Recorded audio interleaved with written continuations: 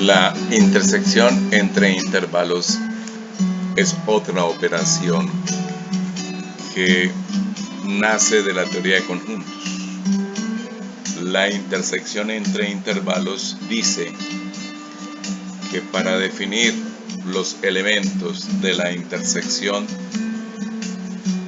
tienen que estar esos elementos en ambos intervalos.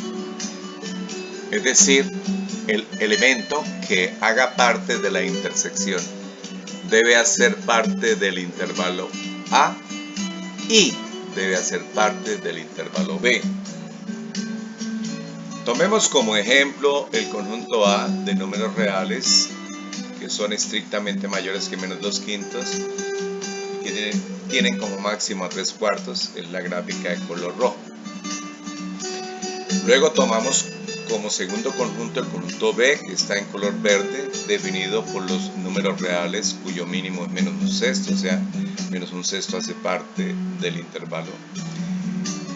Y tiene el extremo derecho 4/3, pero 4/3 no hace parte del intervalo, o sea, el intervalo es semi cerrado a la izquierda o semi abierto a la derecha. Queremos saber cuáles son los elementos que hacen parte de los dos intervalos. Vamos a mirarlo con una animación. Aquí estamos observando cómo empiezan a aparecer los elementos del intervalo A. Pero hasta ahí no encontramos elementos comunes con el intervalo B, porque el intervalo B empieza en menos 1/6. Vamos a dejar avanzar la animación y aquí, en este preciso instante, ya empiezan a aparecer elementos comunes que están reportados en la gráfica de abajo por la línea de color lila. La línea de color lila está recogiendo los elementos que hacen parte de A y al mismo tiempo hacen parte de B.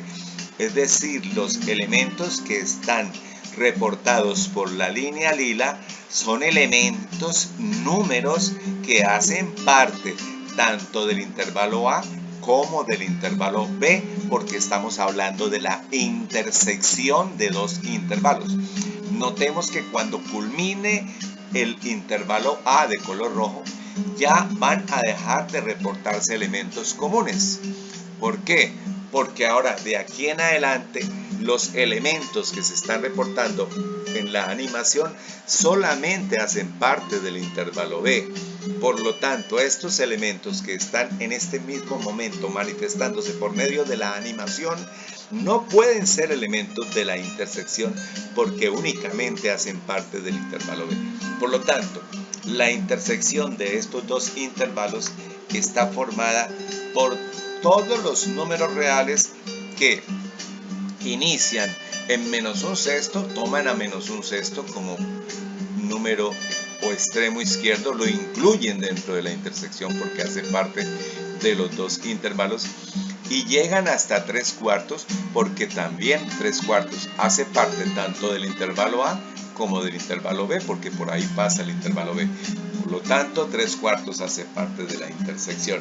Entonces, finalmente, ¿qué es la intersección del intervalo A con el intervalo B? Pues la intersección, de una manera formal, sería el conjunto de números reales tales que esos números son estrictamente mayores que menos 2/5 y tienen como mínimo a 3/4 y al mismo tiempo esos números son estrictamente mayores, son números mayores o iguales que menos 1/6, o sea, tienen como mínimo menos 1/6 y son estrictamente menores que 4/3. ¿Cuáles son todos esos números que cumplen esas dos condiciones? Pues son todos los números que aparecen en la línea lila, es decir, son los números que tienen como mínimo al número menos 1/6 y como máximo al número 3/4. Estamos ofreciendo un ejemplo de intersección de intervalos reales de una forma dinámica.